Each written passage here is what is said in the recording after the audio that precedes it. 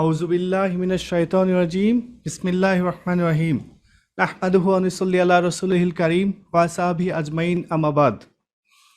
প্রিয় দর্শক মণ্ডলী, আপনাদের সবাইকে social social awareness platform the shepherd কর্তৃক আয়োজিত রিভাইভ টকের স্বাগতম। আমাদের আজকের রিভাইভ টকের আলোচনার বিষয়বস্তু Ramadan, month of reflection, what do we see in ourselves. প্রিয় দর্শক মণ্ডলী, আল্লাহ সুবহানাহু ওয়া তাআলা পবিত্র কোরআনে বলেন, ইয়া আইয়ুহাল্লাযিনা আমানু কুতিবা আলাইকুমুস সিয়াম কামা কুতিবা আলাল লাযিনা মিন ক্বাবলিকুম লাআল্লাকুম তাত্তাকুন। আল্লাহ সুবহানাহু ওয়া তাআলা বলেন, আমি তোমাদের উপর রমাদানের রোজাকে ফরজ করেছি যাতে তোমরা তাকওয়া অর্জন করতে পারো, এবং এভাবে আমি পূর্ববর্তীদের জন্য রমাদানকে ফরজ করেছিলাম। আমরা দেখতে পাই এই রমাদানের শুরু হওয়ার সাথে সাথে এই আয়াতের রিফ্লেকশন আমরা আমাদের ব্যক্তি জীবনে দেখতে পাই।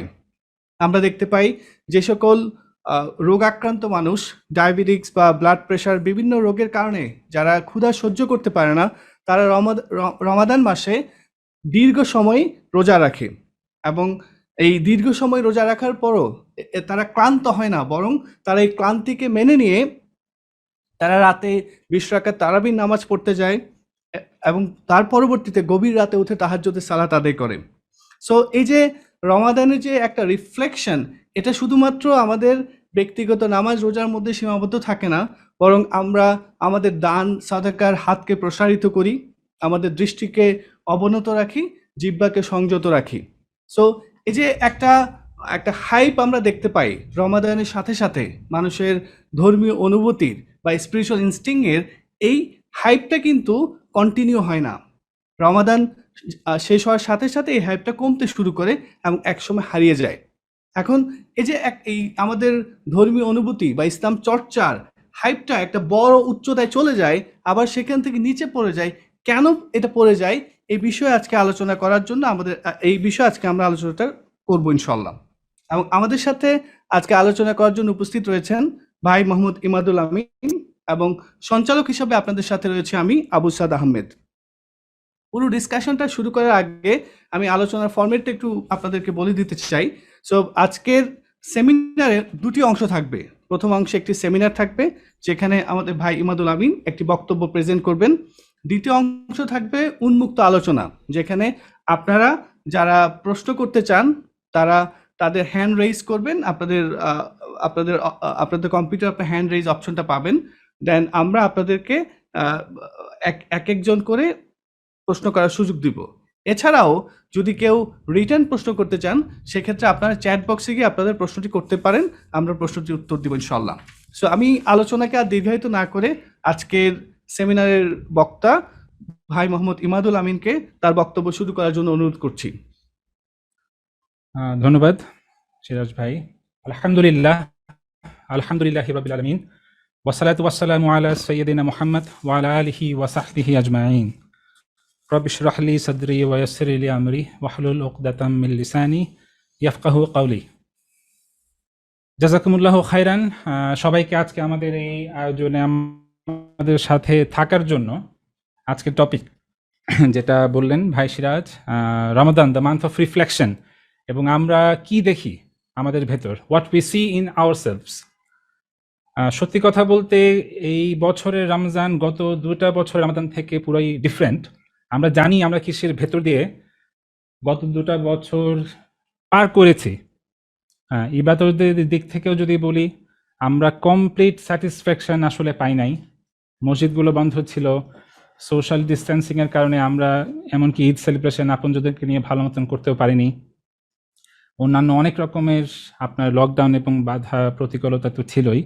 আর সবচেয়ে করুণ যে সময়টা আমরা আসলে পার করেছি, আমাদের এই বছর হয়তো আমাদের ফ্যামিলিতেই অনেক কাছের মানুষ নাই, অনেক আপনজন নাই, যারা গত 2টা বছর ভেতর অনেককে আমরা হারিয়ে ফেলেছি।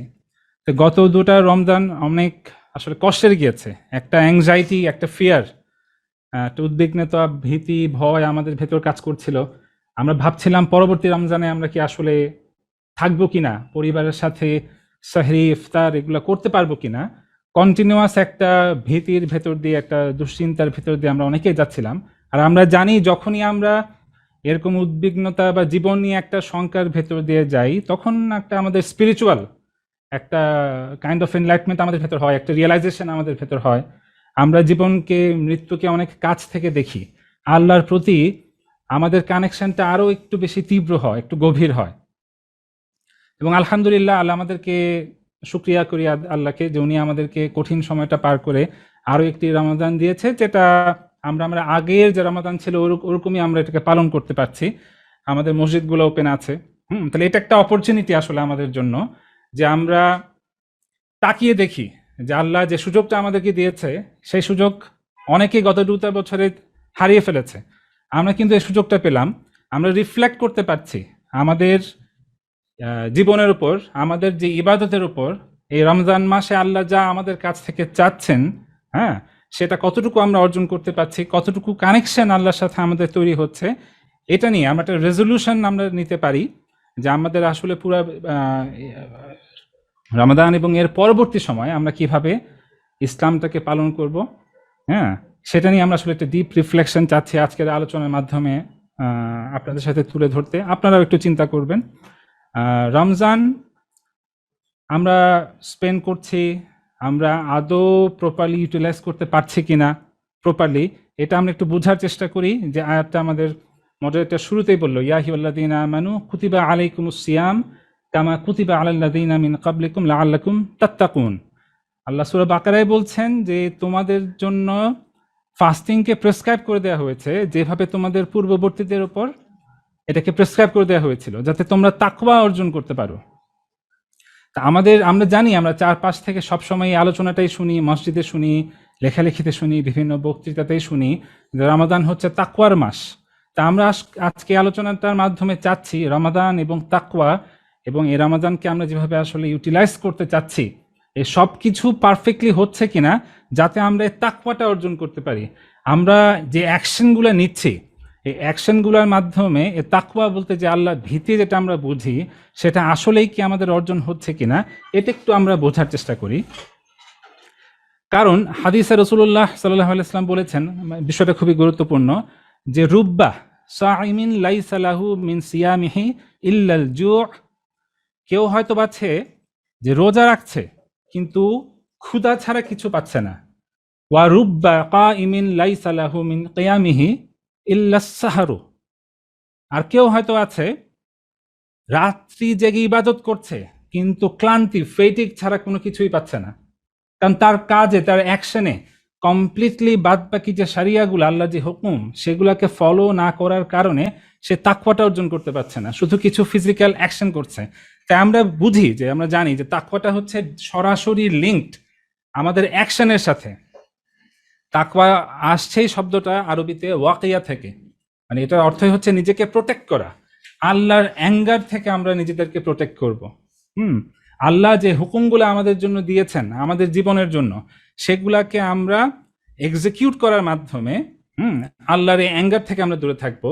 যেটা ক্লাসিক্যাল একজন স্কলার ইমাম ইবনে হাজার আসকালানী বলেছেন, যে তাকওয়ার মাধ্যমে আসলে আমরা আল্লাহ এবং আল্লাহর অ্যাঙ্গারের মাঝখানে একটা ব্যারিয়ার দেই, এবং এভাবে আমরা নিজেদেরকে সেভ করি এবং আল্লাহর অনেক কাছে আসি।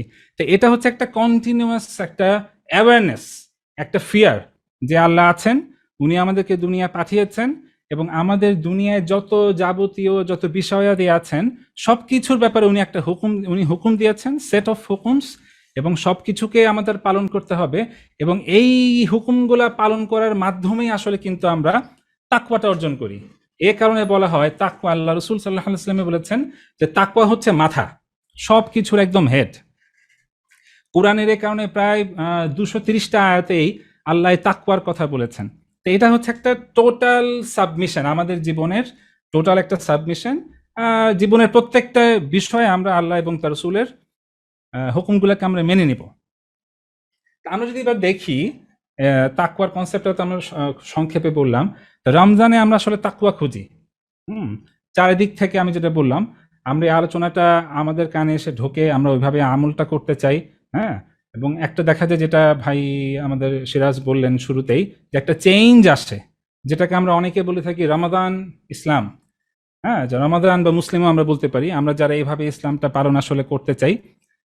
এই চেঞ্জটা যদি আমরা একটু স্বরূপটা দেখি তাহলে দেখব আপনার একটা ফেনোমেনা তৈরি হয়, হ্যাঁ, যে মসজিদগুলোতে মানুষজন ভরে যায়, হ্যাঁ, যেটা হয়তো দেখা যায় যারা আগে কখনো নামাজ পড়েনি তারা বা কম নামাজ পড়ে তারাও চিন্তা করে না আমাদের অ্যাটলিস্ট এই মাসটাতে আমাদের পারফেক্টলি নামাজটা পড়তে হবে। তারাবি নামাজগুলো আমরা পড়ি, আমরা আমাদের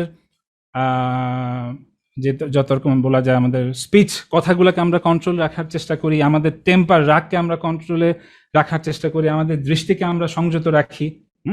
আমরা কম্পিট করি যে কে কত রাকাত সে কত কয়বার কোরআন খতম দিতে পারে।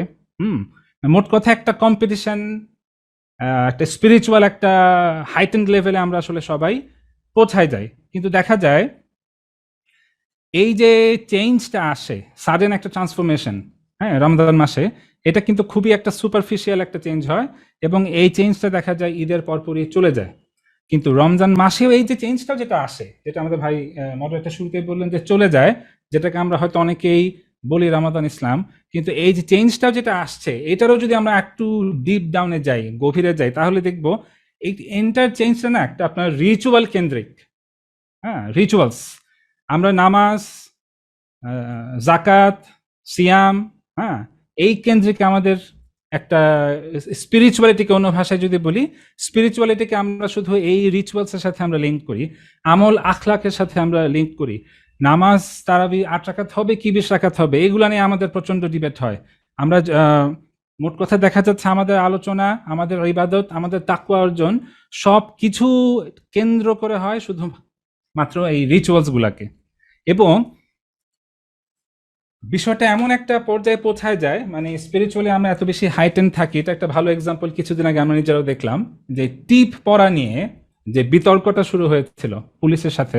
আমরা দেখলাম বাংলাদেশ পুলিশের অফিসিয়াল ফেসবুক পেজ থেকে আপনি টিপের বিরুদ্ধে ইয়া দেওয়া হলো, একটা স্টেটমেন্ট, একটা স্ট্যাটাস দেওয়া হলো, যেখানে বাংলাদেশ পুলিশের অফিসিয়াল পেজে বলছে যে টিপ নাকি ইব্রাহিম আলাইসাল্লামের সময় ওনাকে যখন আগুনে পুড়ে দেওয়া হচ্ছিল তখন নমরুদ বাহিনীর সাথে যে মহিলা কুল ছিল তারা নাকি টিপ পড়তো। হ্যাঁ, তাই টিপ পড়াটা উচিত না। এটা কিন্তু ফেসবুকের অফিসিয়াল পেজ থেকে বাংলাদেশ পুলিশ দিয়েছে। তো দেখা যাচ্ছে এই সময় তাদেরও বিষয়টা খারাপ লাগছে যে রমজান মাসে কি করে আমরা এরকম একটা সাংস্কৃতিক জিনিস, পোশাক আশাক বা আমাদের অ্যাটায়ারের সাথে সম্পর্কিত এরকম একটা বিষয় রমজান মাসে হতে পারে। আমরা দেখেছি আপনার ঢাকার বিজ্ঞান কলেজের ছাত্রলীগের সাবেক সাংগঠনিক সম্পাদক, সম্ভবত একজন ছাত্রনেতা, সে বলল রমাদান মাসে কি করে আপনার পহেলা বৈশাখের অনুষ্ঠান হয় সে দেখে নিবে কলেজ কর্তৃপক্ষকে, তারা যদি এই আয়োজনটা করে। এমনকি প্রধানমন্ত্রী সেও আহ্বান জানালো জাতিকে যে আমাদের উচিত রমজান মাসটা আমরা প্রচুর ইবাদত, হ্যাঁ, ডিভোশনের মাধ্যমে আমরা যাতে এই মাসটাকে অতিবাহিত করি। আমরা যদি দেখি, আমি যে এক্সাম্পলগুলো দিলাম এগুলো দিয়ে এটাই দেখা যাচ্ছে যে আমাদের সব আলোচনা, যেটা আমি বুঝাতে চাচ্ছি, রমাদান মাসে যে চেঞ্জটা হয়, হ্যাঁ, আর এমনিতেও যে আলোচনাগুলো আমাদের সমাজ থেকে, আমাদের বিভিন্ন সার্কেল থেকে আমরা রমজান মাসে শুনি, এ সব কিছু পার্সোনাল আমাদের যে ইবাদত, হ্যাঁ, এটার সাথে একটা শরিয়ার লিঙ্ক করে দেওয়া হয়। হ্যাঁ, রেস্ট্রিকশনটা হয় শুধুমাত্র আমাদের, কনফাইনমেন্টটা শুধুমাত্র আমাদের নিজেদের পার্সোনাল ইবাদত এবং রমাদান মাস এবং তাকওয়া। রেস্ট অফ যে সোশ্যাল ইস্যুজ আছে আমাদের জীবনে, যেগুলো দ্বারা আমরা আক্রান্ত বলি বা যেগুলোর সাথে আমাদের লাইফ ওতপ্রোতভাবে জড়িত, অর্থনৈতিক অনেক ইস্যুজ আছে, সামাজিক ইস্যুজ আছে, জুডিশিয়াল ইস্যুজ আছে, অনেক কিছু আছে, এসব কিছু কিন্তু ইগনোর থেকে যায়। এই প্রত্যেকটা সেক্টরগুলাতে কেন আমরা তাকওয়ার সাথে এটা লিঙ্ক করি না? কেন লিঙ্কটা হয় শুধুমাত্র আমাদের রিচুয়াল কেন্দ্রিক? এটা একটা বড় প্রশ্ন। কারণ সূরা বাকারার 208 নম্বর আয়াত আল্লাহ বলছে, ইয়া আইয়ুহাল্লাযীনা আমানু দুখুলু ফিস সিলমি কাফফা, হে ঈমানদারগণ তোমরা পরিপূর্ণরূপে ইসলামে ঢোকো। কম্প্রিহেন্সিভলি ইসলামে ঢুকতে বলেছে। আল্লাহ তো কোথাও বলেনি যে তোমরা শুধুমাত্র রিচুয়ালসকে কেন্দ্র করে তোমরা তাকওয়াটাকে খুঁজো, কোথাও বলে নাই, কমপ্লিটলি ঢুকতে বলেছে। কিন্তু আমরা আমাদের বিভিন্ন লেখালেখি, যেটা বললাম, বিভিন্ন বক্তৃতা বক্তব্যে শুধু শুনি ইবাদত, আমল, আখলাক, এতটুকুর ভেতরেই আমাদের তাকওয়া, এতটুকুর ভেতরে আমাদের ইসলাম। যেখানে আল্লাহ বলছেন একটা আয়াতে,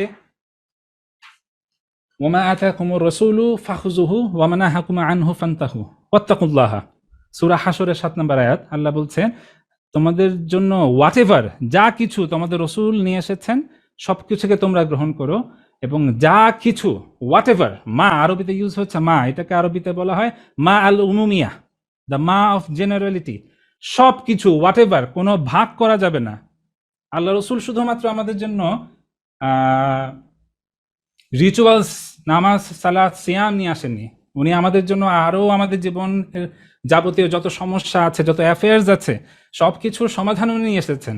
তো সব কিছুই আমাদের নিতে হবে, আমরা তো কোনোভাবেই রেস্ট্রিক্ট করে ফেলতে পারি না। এবং এই আয়াতে আল্লাহ বলছে ওয়াত্তাকুল্লাহা ইন্নাল্লাহা শাদীদুল ইকাব। হ্যাঁ, আল্লাহ বলছে এইভাবে তোমরা তাকওয়াটাকে অর্জন করো, এবং আল্লাহ হচ্ছেন খুব সিভিয়ার ইন রেট্রিবিউশন, না হয় ওনার পাকড়াওটা আসলে খুবই কঠিন হবে। তা আমরা যদি দেখি যেখানে আল্লাহ বলছে যে ইসলামটাকে আমাদের সামগ্রিকভাবে নিতে হবে, আমরা রসুল্লাহ সাল্লামের মাধ্যমে আমরা এটাও দেখেছি যে তাকওয়া, স্পেশালি রমজান মাসে এই তাকওয়াটা আমরা অর্জন করছি। আসলে যেটা বলছি সেটা হলো এই পুরো ইসলামকে আমাদের জীবনে বাস্তবায়নের মাধ্যমে এই তাকওয়াটা আমাদের খুঁজতে হবে। কিন্তু কেন আমরা ইসলামকে শুধুমাত্র কিছু রিচুয়ালসের ভেতর, সমষ্টির ভেতর আমরা ঢুকিয়ে ফেললাম? কেন ইসলামকে শুধুমাত্র আমরা একটা মোরালিটি, আমল আখলাকের বিষয়দের ভেতর রেস্ট্রিক্ট করে ফেললাম? এটা আসলে আমাদের একটু বোঝা উচিত। আমরা যদি শুধুমাত্র আমাদের ইন্ডিভিজুয়াল বিষয়গুলোতেই তাকওয়া খোঁজার চেষ্টা করি এবং ইসলামকে শুধু এতটুকুর ভেতর রেখে দেওয়ার চেষ্টা করি, আমরা কি এটাই বুঝাচ্ছি না আসলে যে আমাদের কনফিডেন্স নাই আমাদের দ্বীনের ওপর?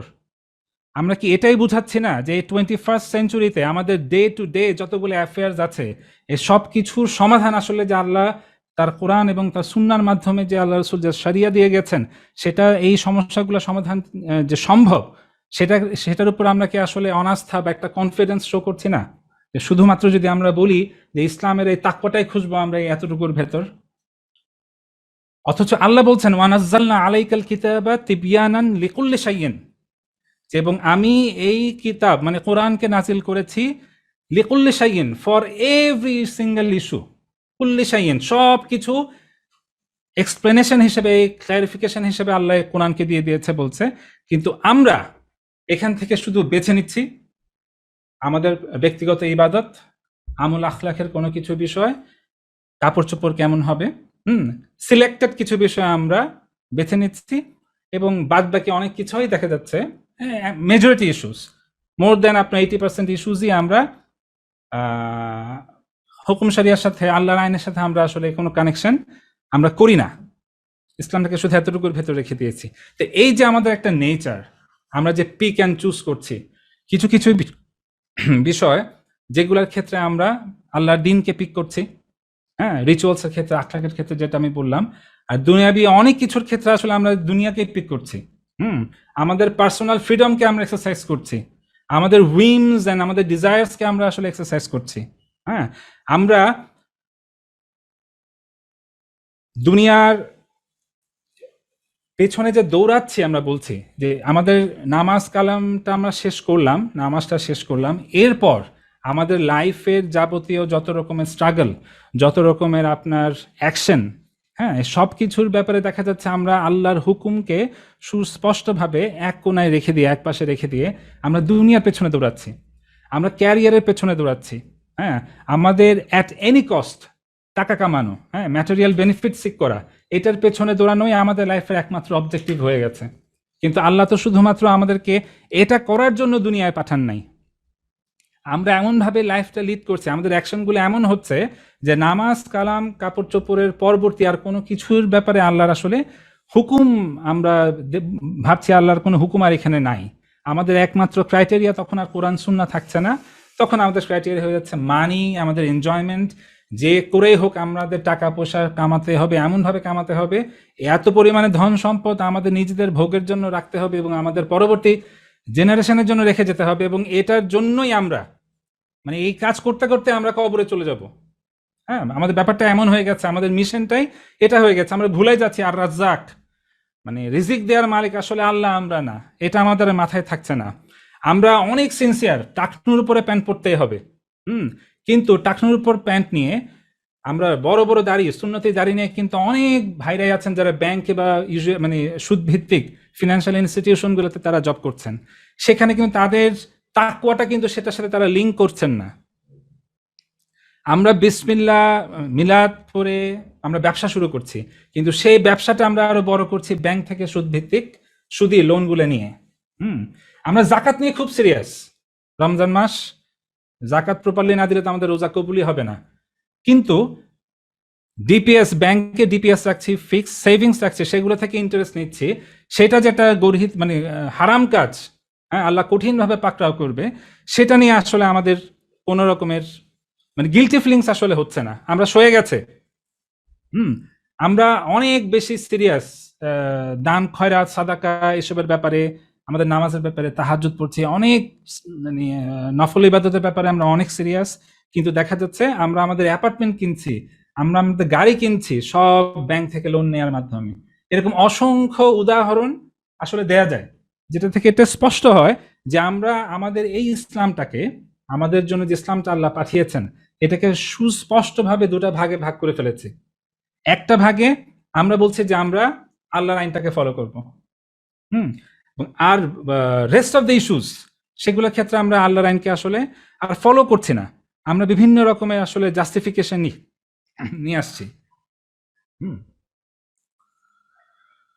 আমরা স্বীকারই করতে চাই না, সেটা হলো আল্লাহ আমাদের সব জীবনের প্রত্যেকটা সেক্টর, প্রত্যেকটা ক্ষেত্রের জন্য, প্রত্যেকটা স্ফিয়ারের জন্য উনি শরিয়া দিয়ে রেখেছেন, সেগুলোকে আমাদের ফলো করতে হবে।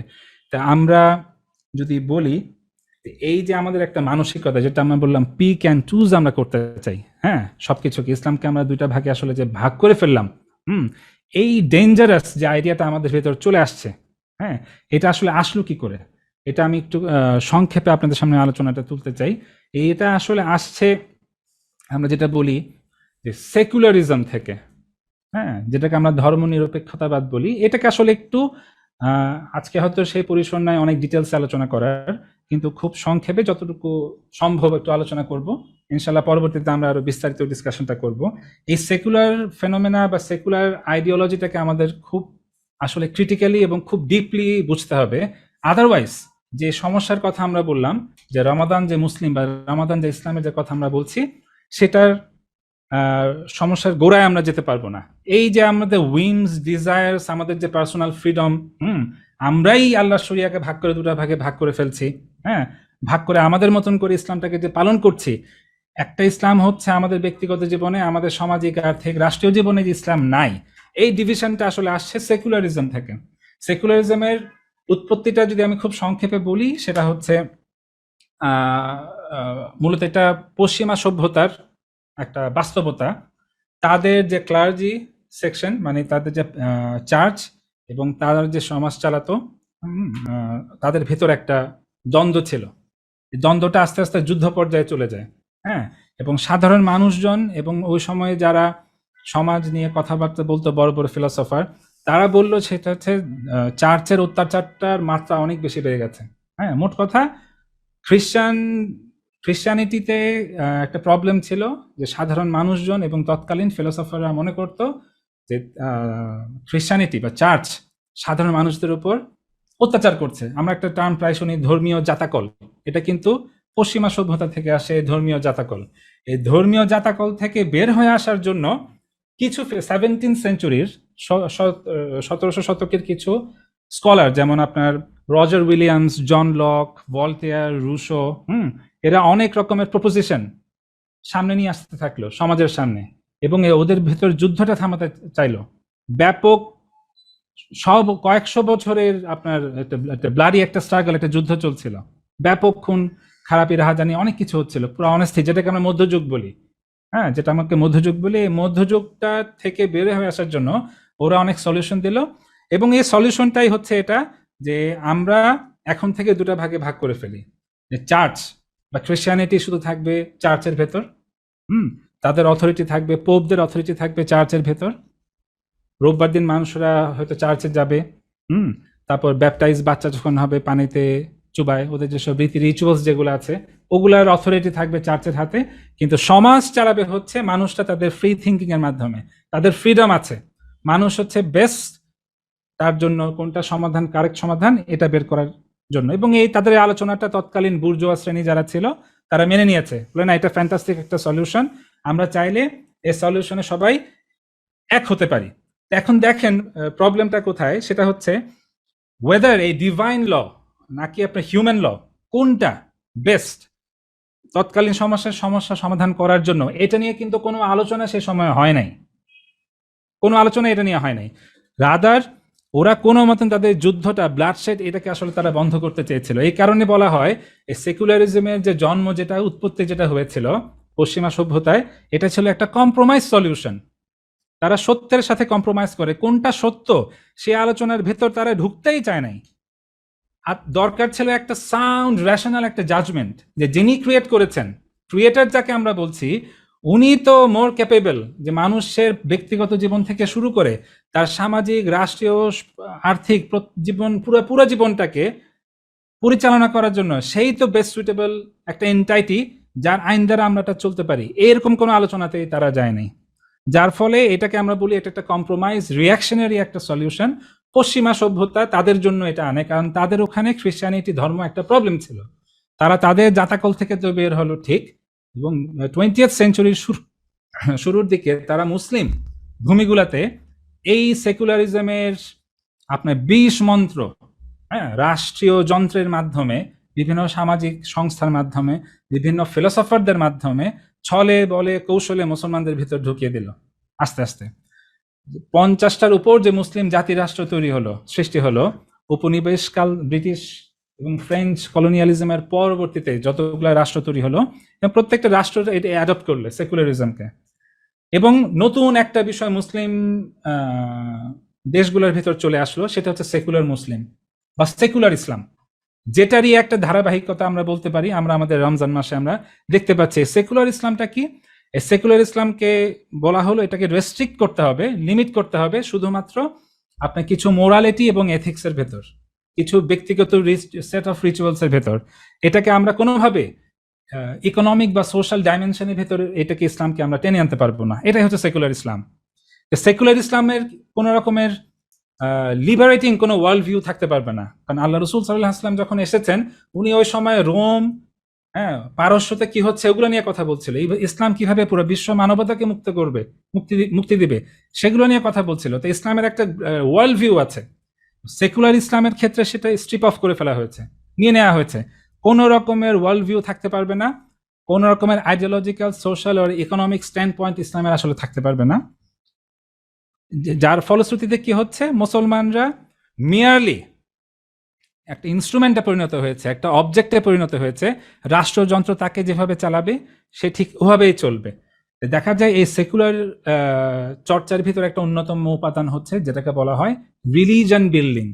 তারা ধর্মকে আপনার বিল্ড করে, হ্যাঁ, ধর্মকে রিলিজন বিল্ডিংটা একটু আমরা ক্রিটিক্যালি বুঝি। সবসময় ধর্ম নিরপেক্ষতাবাদ যেটা বলে, সেকুলারিজম যেটা বলে, তাদের একটা কোর পিলার হচ্ছে নিউট্রালিটি বলে। তারা সব ধর্মের ব্যাপারে নিরপেক্ষ। একটা অ্যাবসলিউট একটা ফলস একটা তথ্য তারা মানে মুসলিম ভূমিগুলোতে আসলে ছড়িয়ে দিয়েছে। অনেকে বুঝে হোক না বুঝে হোক এটাকে মেনে নিয়ে এবং এটার উপরে আসলে আমলটা করে। সেকুলারিজম কখনোই আপনার রিলিজনকে রিলিজনের মতন ছেড়ে দেয় নাই। তারা রিলিজনকে বিল্ড করে, হ্যাঁ, এবং তারা কখনোই নিউট্রাল না। তারা রিলিজনকে ট্রান্সফর্ম করতে চায়, ট্রান্সফর্ম করে তারা যে জিনিসটা দিতে চায়, একটা প্যারাডাইম দিতে চায়, ওটাই তারা সেট করে। যে কারণে আমরা দেখি যে বাংলাদেশে যে কথাগুলো বারবার আসে, ধর্ম যার যার, ইয়া সবার, উৎসব সবার, এই যে কথাগুলো বলা হয়, এগুলোর অর্থটা কি? আমরা আমাদের ব্যক্তিগত জীবনে ধর্মচর্চা করব, কিন্তু উৎসবটা কিভাবে করব এক্ষেত্রে কি আল্লাহর শরিয়া কিছুই বলছে না? হ্যাঁ, এটার সাথে যে সংস্কৃতি জড়িত, তার মানে কি ইসলাম এই সংস্কৃতি নিয়ে একদম চুপ? ইসলামে এর কোনো সমাধান নাই? তা দেখা যাচ্ছে তারা এই রিলিজন বিল্ডিং এর অংশ হিসেবে তারা ইসলামটাকেও ট্রান্সফর্ম করতে চাচ্ছে। তারা বাঙালি মুসলমান কনসেপ্ট নিয়ে আসছে। আমরা কিছুদিন আগে দেখতে পেয়েছি একটা বিতর্কের মাঝখানে বাংলাদেশের একজন নাট্যশিল্পী সুবর্ণা মুস্তফা কিছুদিন আগে বলল যে আমাদের প্রধানমন্ত্রীও তো পর্দা পরেন, দ্যাট মিনস উনিও তো মুসলিম। হ্যাঁ, আমাকে যদি বলেন, সুবর্ণা মুস্তফা বলছে, মানে আমাকে যদি বলেন আমি মুসলিম হতে, আমি অবশ্যই মুসলিম, আমি বাঙালি মুসলিম হতে চাই, আমি আরব মুসলিম হতে চাই না। তাই এই যে বাঙালি মুসলিম, বাঙালি ইসলাম, হ্যাঁ, এই কনসেপ্টগুলো কিভাবে এখানে ঢুকছে আপনারা কি একটু চিন্তা করে দেখেন।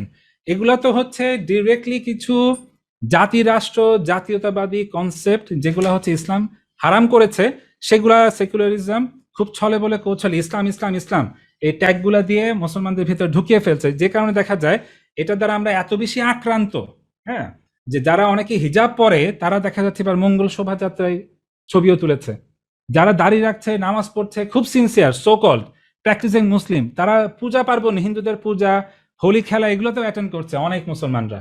এটা একটা জোর করে রাষ্ট্রের পক্ষ থেকে এই জিনিসগুলো চাপায় দেওয়া হচ্ছে। মানে আপনাদের কাছে মনে হতে পারে যে এখানে আলোচনা হচ্ছে রমজানের তাকওয়া নিয়ে, আমরা আলোচনায় ঢুকে গেলাম সেকুলারিজম নিয়ে। বিষয়টা কি আসলে এরকম না, এটা খুবই ক্রিটিক্যালের জন্য বললাম বুঝতে হবে। এখানে ভাগটা করে ফেলা হচ্ছে দুটা ভাগে, যেটা আমি দেখালাম। ব্যক্তিগত নিয়ে কে রাষ্ট্র আপনাকে কিছু বলছে না, সেকুলারিজম আপনার ব্যক্তিগত ইবাদত, আপনার অ্যাটায়ার কি কাপড় চোপড় পরছেন না পরছেন এগুলো নিয়ে আপনাকে কিছু বলবেন না, আপনার আমল আখলাক আপনি হন ইসলামিক হন, সেকুলারিজমের এগুলো নিয়ে কোনো মাত্র প্রবলেম নাই। কিন্তু সেকুলারিজম সমস্যাটা হচ্ছে অর্থনীতি, সমাজ, রাষ্ট্র এগুলোর ভিতর ইসলামকে তারা ঢুকতে দিবে না। আপনি এই কারণেই হচ্ছে একজন সেকুলার মুসলিম, আমাদেরকে চাই আমরা ওরকম একটা সেকুলার মুসলিম হই যে সেকুলার মুসলিম সমাজ নিয়ে চিন্তা করব না, আমরা শুধু আমাদের ব্যক্তিকে নিয়ে চিন্তা করব। এবং এখানেই হচ্ছে আসলে ভাইয়েরা সমস্যাটা, পশ্চিমা সভ্যতার এই সেকুলারিজমের যে আগ্রাসন, সাংস্কৃতিক যে আগ্রাসন, এই আগ্রাসনটা ইটসেলফ আসলে সমস্যা না, কারণ এটা হিস্টোরিক্যালি মিথ্যা সত্যের দ্বন্দ্ব থাকবেই। প্রবলেমটা হচ্ছে আমাদের ল্যাক অফ অ্যাওয়ারনেস, যে কারণে আমরা ইসলামটাকে এমন ভাবে নিয়ে ফেলছি যে রমজান মাসেই আমরা, যেখানে উচিত ছিল আমাদের তাকওয়াটাকে একটু ভালো করে বোঝা, হ্যাঁ, একদম যেভাবে আল্লাহ আমাদেরকে বুঝাতে চাচ্ছেন সেভাবে বোঝা, সেই রমজান মাসেই আমরা দেখা যাচ্ছে পশ্চিমাদের দেয়া সেকুলার ইসলামের আলোকে, তাদের লেন্সের আলোকে আমরা তাকওয়াটা অর্জন করার চেষ্টা করছি আর কি। এবং এই আইডিওলজির ব্যাপারে যেটা আমি বললাম, অনেক কিছুই বললাম, যে এটা আসলে আমাদের এই কারণে খুবই সিনসিয়ারলি এবং সিরিয়াসলি বিষয়টা বুঝতে হবে, কারণ এই সেকুলারিজমের এই যে প্রপোজিশনটা, এটা ডিরেক্টলি ইসলামের সাথে কনফ্লিক্ট করে। সূরা তাওবায় আল্লাহ বলছে, হুয়াল্লাযী আরসালা রাসূলাহু বিল হুদা ওয়া দীনিল হক লিইয়ুযহিরাহু আলা দীনি কুল্লিহি, যে আল্লাহ রসুলকে পাঠিয়েছেন যাতে অন্যান্য সকল আইডিওলজির উপর ইসলাম ডমিনেট থাকে। কিন্তু আমরা এখন যে ইসলামটা চর্চা করছি, যেভাবে তাকওয়া অর্জনের চেষ্টাটা করছি, হ্যাঁ, যেভাবে ইসলামকে রেস্ট্রিক্ট কনফাইন করে ফেলছি, এটার মাধ্যমে কিন্তু ইসলাম বাদ বাকি সকল আইডিওলজির উপর কোনোভাবেই আসলে ডমিনেন্ট হতে পারবে না। কারণ কি? কারণ এখানে আমাদের বুঝতে হবে যে সেকুলারিজমে কোনো কালে, কোনো সময়, কোনো ধর্ম নিয়ে কোনো প্রবলেম ছিল না। হ্যাঁ, অনেকেই মুসলমানরা না বুঝে বলে যে সেকুলারিজম আসলে ধর্মহীনতা, তো না, ঠিক, সেকুলারিজম ধর্মহীনতা না। সেকুলারিজম যেটা চায় যে ওরা কোনো রকমের টলারেশন বা এক্সক্লুশন এগুলোর ভিতর তারা ঢোকে না। তাদের কথা হচ্ছে তারা যে কোনো রিলিজন, এটা ইসলাম হোক বা অন্য কোনো রিলিজন হোক, যেহেতু তাদের মেইন এনিমি এখন ইসলাম, তারা এটাকে ট্রান্সফর্ম করে ফেলতে চায় এই রিলিজনটাকে, যেটা আমি বললাম রিলিজন বিল্ডিং, একটা ইম্পর্টেন্ট কনসেপ্ট সেকুলারিজমের। ওরা এটাকে ট্রান্সফর্ম করতে চায়, ওরা রিডিউস করে ওদের পলিটিক্যাল লিবারেল যে সেকুলার আইডিওলজি সেটার ভিতর ফিট ইন করতে চায়। এবং আমাদের মুসলমানদের ক্ষেত্রে তাদের আহ্বান থাকে হচ্ছে এটা, এবং তাদের মানে ব্রেন ওয়াশ তারা এভাবে করাতে চায় যে আমরা ইসলামটাকে এভাবে অ্যাকসেপ্ট করি, এবং আনফর্চুনেটলি আমরা এভাবে করছি। রমজান মাসে যেটা বললাম, মসজিদ ভরে যাচ্ছে, গুনগুন শব্দ হচ্ছে, অনেকে আগে মসজিদে গিয়ে তারাবি ছাড়াও কোরআন পড়ছে, শেষ 10টা দিনে ইতিকাফ করছে, হ্যাঁ, জাকাত নিয়ে সিরিয়াস, সাদাকা নিয়ে সিরিয়াস, ফিতরা নিয়ে সিরিয়াস, সবকিছু নিয়ে সিরিয়াস। কিন্তু রেস্ট অফ দ্য যে ইস্যুজ, ইকোনমিক, সোশ্যাল, জুডিশিয়াল, মুআমালাত, উকুবাত, পানিশমেন্ট, আপনার সোশ্যাল ট্রানজ্যাকশন, অনেক কিছু আছে, সেগুলোর ক্ষেত্রে আমরা ইসলামকে, আল্লাহর আইনকে টেনে আনছি না। আমরা সেকুলার ফ্রেমওয়ার্ক দিয়ে, সেকুলার পুঁজিবাদের চোখ দিয়ে আমরা ইসলামটাকেও দেখছি এবং সলিউশনটা ওভাবে খুঁজছি। এবং এটার মাধ্যমে যেটা হচ্ছে যে রমজান মাস, যেটাকে আমরা বলছি কোরআন নাজিলের মাস, কোরআনকেই প্র্যাকটিক্যালি হিউম্যান অ্যাফেয়ার্স থেকে রিমুভ করে ফেলা হয়েছে। আপনি 5 ওয়াক্ত নামাজ পড়ছেন কি 50 ওয়াক্ত পড়ছেন, নাকি তাহাজ্জুদ পড়ছেন নাকি পড়ছেন না, সেটা নিয়ে সেকুলারিজমের কিছু যায় আসে না। হ্যাঁ, আপনি এটার ভিতর যদি তাকওয়ার সর্বোচ্চ স্তরে পৌঁছাতে চান, আপনি পারবেন, সেকুলারিজমের কোনো আপত্তি নেই। কিন্তু সেকুলারিজম এটার সাথে সাথে ইনশিওর করবে এই আপনি মুত্তাকি, যিনি পার্সোনাল ইবাদত সবকিছুর ক্ষেত্রে অনেক উপরে অবস্থান করছেন, সে যাতে কোনোভাবে ইসলামকে টেনে না আনে অর্থনীতির ভেতর, সমাজের ভেতর, রাষ্ট্রের ভেতর, এটা সেকুলারিজম এনশিওর করবে।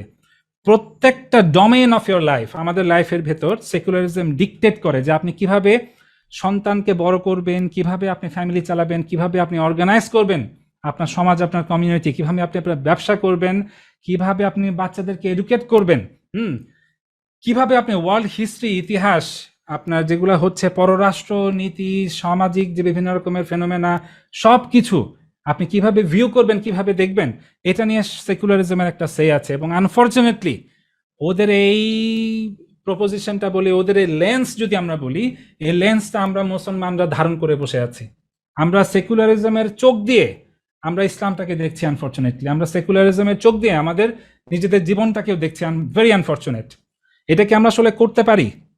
কোরআনে আল্লাহ বলছে, যেহেতু আমি কোরআনের কথা বারবার টেনে আনছি, এটাই হচ্ছে রমাদান এই মাসে কোরআনটা নাজিল হয়েছে। শাহরু রমাদান আল্লাযী উনজিলা ফীহিল কোরআন হুদাল লিন্নাস ওয়া বায়্যিনাতিন মিনাল হুদা ওয়াল ফুরকান। আল্লাহই বলছেন যে রমজান মাসে কোরআনটা নাজিল করেছে আল্লাহ ক্লিয়ার গাইডলাইন হিসেবে। ইমাম আল মাওয়ারদি বলছেন বায়্যিনাতিন মিনাল হুদা, অর্থ হচ্ছে একটা clear exposition, clear clarification between right and রং, সত্য কোনটা, মিথ্যা কোনটা, হালাল কোনটা, হারাম কোনটা, জীবনের প্রত্যেকটা সেক্টর নিয়ে ক্লিয়ার কাট এক্সপ্লেনেশন আল্লাহ কোরআনে দিয়ে দিয়েছেন। কিন্তু আনফর্চুনেটলি আমরা শুধু স্পিরিচুয়ালিটি খুঁজে পাই, শুধু তাকওয়া খুঁজে পাই আমাদের মোরালস নিয়ে।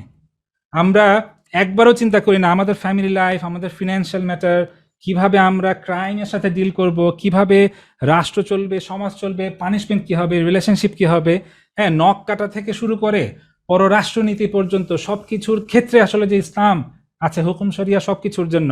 এবং আল্লাহ এটাকে বলছে বাইয়ানাতে মিনাল হুদা, যে ক্লিয়ার এক্সপ্লেনেশন, এবং এটাই হচ্ছে আল ফুরকান, যে কোনটা সত্য কোনটা মিথ্যা এটা বলে দিচ্ছে। এগুলো নিয়ে আমাদের কোনো মাথা ব্যথা, আনফর্চুনেটলি আমাদের কোনো মাথা ব্যথা নেই। আমরা কোরআনকে হুদা এবং ফুরকান হিসেবে আমাদের জীবনের প্রত্যেকটা অ্যাফেয়ারের জন্য আমরা আসলে নিতে ব্যর্থ হয়েছি। এই সেকুলার লেন্স দিয়ে আমরা আসলে তাকওয়া অর্জন করার চেষ্টা করছি। আমরা দিনকে ভাগ করে ফেলছি, যেখানে আল্লাহ বলছেন ইন্নাল্লাহা কাতাবাল ইহসানা আলা কুল্লি শাইইন, যে তোমরা যখন আল্লাহ প্রেসক্রাইব করছে যে যখন কোনো কিছু করবা পারফেক্টলি করবা, তার মানে আল্লাহ বলছে, আল্লাহ যে হুকুম শরিয়াটা দিয়েছেন, প্রত্যেকটা কিছুর ব্যাপারে ইহসান খুঁজতে, পারফেকশন খুঁজতে। আমরা পারফেকশন খোঁজা দূরে থাক, আমরা সেকুলার লেন্স ধারণ করে আমরা এই ইসলামটাকে কয়েকটা ভাগে ভাগ করে ফেলেছি। আল্লাহ সূরা বাকারার 85 নম্বর আয়াতে বলছে, এটা আমরা জানি, যে আল্লাহ বলছে যে এই আফাতুমিনুনা বিবাদিল কিতাবি ওয়া তাকফুরুনা বিবাদ, তাহলে কি তোমরা এই কিতাবের কিছু অংশকে নিবা আর কিছু অংশকে তোমরা অস্বীকার করবা। ফামা জাযাউ মান ইয়াফআলু যালিকা মিনকুম ইল্লা খিজয়ুন ফিল হায়াতিদ দুনিয়া ওয়া ইয়াউমাল কিয়ামাতি ইউরাদ্দুনা ইলা আশাদ্দিল আযাব। যার এভাবে যদি তোমরা নাও, তাহলে দুনিয়ার জীবনে তোমরা চরম লাঞ্ছনার শিকার হবা এবং কিয়ামতের মাঠে তোমাদেরকে কঠিন জিজ্ঞাসাবাদ করা হবে। ভাইরা একটা জিনিস বুঝেন, এই আয়াতটা কিন্তু নাজিল হয়েছিল বনি ইসরাইলি ইহুদিদের চরিত্রটা মুসলমানদেরকে আল্লাহ তুলে ধরে, তৎকালীন মুসলমান এবং কিয়ামত পর্যন্ত যত মুসলমান আসবে কোরআনের মাধ্যমে, এই আয়াতের মাধ্যমে আল্লাহ এই জিনিসটাই বুঝিয়েছে। এই চরিত্রটা ছিল ইহুদিদের চরিত্র, বনি ইসরাইলিদের চরিত্র। তারা তাদের সুবিধা মতন পিক অ্যান্ড চুজ করে ধর্মকে ভাগ করে ফেলতো, যেটা কঠিন লাগতো সেটা করতো না, যেটা ইজি লাগতো তাদের কাছে মনে হতো, তাদের উইমস অ্যান্ড ডিজায়ার্স এর কাছে মনে হতো এটা পারফেক্ট, সেটাই তারা করতো। এইটা অ্যাজ আ মুসলিম আমরা আসলে করতে পারি না। হ্যাঁ, আমাদের এই ব্যাপারে অনেক বেশি সিরিয়াস হওয়া উচিত, এই সেকুলার লেন্সটা ছুঁড়ে ফেলে দেওয়া উচিত। রিলিজনকে ডিভিশন করার কোনো এখতিয়ার আমাদের নাই, কোনো অথরিটি আমাদের নাই, বিশাল বড় গুনাহ। আমাদের সাবমিশনটা হতে হবে একদম কমপ্লিট সাবমিশন। হ্যাঁ, কোনো রকমের দ্বিধা দ্বন্দ্ব ছাড়া আমরা যদি সাবমিট করতে না পারি, তাহলে সেকুলারিজম যে জিনিসটা প্রমোট করে, যে পার্সোনাল ফ্রিডমটা যেটা প্রমোট করে, চর্চার কথা যেটা আমাদেরকে বলে, যে আমরা নিজেরাই ডিসাইড করতে পারবো কোনটা আমাদের জন্য রাইট, কোনটা আমাদের জন্য রং, এই জিনিসটাই কিন্তু আসলে তখন হয়ে যায়। আমরা আমাদের হাওয়া, যেটা আরবিতে আল্লাহ বলতেছেন, মানে ইংলিশে যেটা আমরা বলি ডিজায়ার, আমাদের যে উইমস অ্যান্ড ডিজায়ার্স, হ্যাঁ, এটাকে আমরা আমাদের খোদা বানাই ফেলি। আল্লাহ বলতেছে আর ওয়াইতা মানিত্তাখাযা ইলাহাহু হাওয়াহু, আমাদের রাসূলকে বলছিলেন ওই সময়, আপনি কি দেখছেন না যে তারা যারা নিজেদের ইলাহকে, মানে নিজেদের ডিজায়ারকে নিজেদের খোদা বানিয়ে ফেলেছে। আমাদের ক্ষেত্রে এখন কিন্তু তাই হচ্ছে। আমরা আমাদের মনে হচ্ছে যে কাজটা করা কঠিন, আমরা ক্রেডিট কার্ড ছাড়া চলতে পারবো না, আমরা জাস্টিফিকেশন নিয়ে আসছি, আল্লাহর হুকুম আমরা মানছি না। আচ্ছা সমস্যা কি, আমি তো 45 দিনের ভিতর তো আমি টাকা তো দিয়ে দিচ্ছি, আমার তো ইন্টারেস্ট দেওয়া লাগতেছে না। যুক্তি চলে আসছে। অসংখ্য মুসলমানকে দেখা যায় যে সুদ ভিত্তিক অনেক কিছুর ভিতর তারা ইনভলভ হয়, নামাজি কালামি অনেক serious so call practising Muslim, কিন্তু দেখা যায় ইন্টারেস্ট থেকে তারা বের হতে পারে না, এবং তাদের এটার জন্য অনেক রকমের জাস্টিফিকেশন থাকে। এটাকে আল্লাহ বলছে, এই জাস্টিফিকেশন গুলো কেন দেয়, এটাকে আল্লাহ বলছে এটা তারা তাদের অন্তরকে, তাদের হাওয়াকে নিজেদের আল্লাহ বানিয়ে ফেলেছেন। আদারওয়াইজ তারা আল্লাহর আইনকে ফেলে দিয়ে তাদের নিজেদের খায়েশকে তারা আসলে কখনোই ফলো করতো না।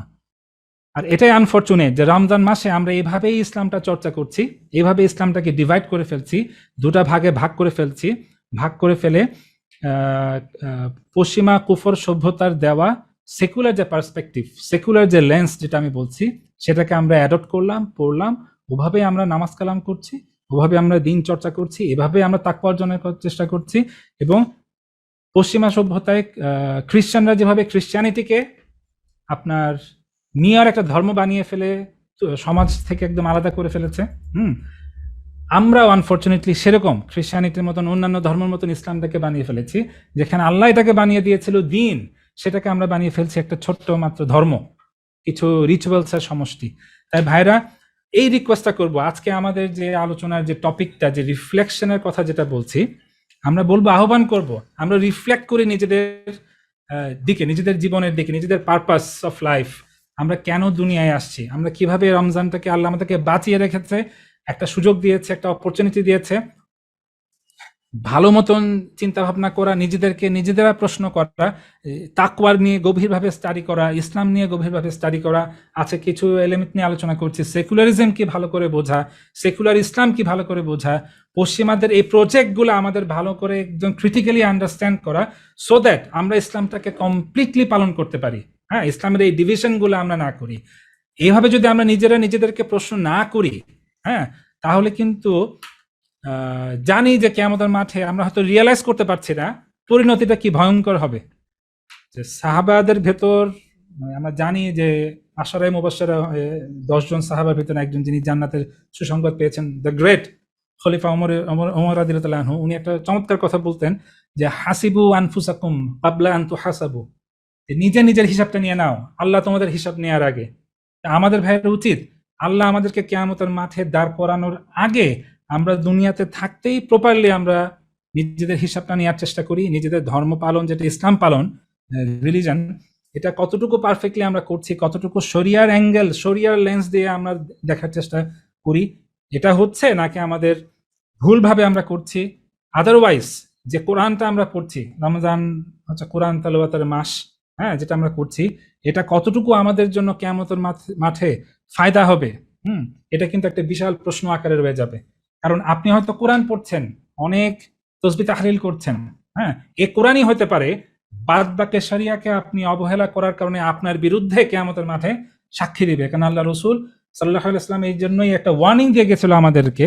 উনি বলেছিল, ওয়াল কুরআনু হুজ্জাতুন লাকা আও আলাইক, এই কোরআন, this Quran will either be a proof for you or against you, হয় তোমার পক্ষে সাক্ষী দিবে অথবা তোমার বিপক্ষে সাক্ষী দিবে। তো এই প্রশ্নটা রেখে আপনাদের কাছে আমার আজকের টকটা আমি এখানে শেষ করলাম। যা আশা করব যে আমরা সবাই মিলে ভালো মতন গভীরভাবে রিফ্লেক্ট করার চেষ্টা করব। এটা অপরচুনিটি, শেষ 10টা দিন আমাদের মাঝখানে আছে, এবং ওভাবেই নিজেদের ইসলামটাকে আমরা গুছিয়ে নেব, এবং রমজানের পর আমরা এই হাইটটাকে নিচে নামাতে দেব না। আমাদের তাকওয়াটা রমজানের পর আরো বেশি বৃদ্ধি করা বা ধরে রাখার জন্য আমরা চেষ্টা করব by implementing Islam comprehensively. Subhana rabbika rabbil izzati amma yasifun wa salamun alal mursalin walhamdulillahi rabbil alamin.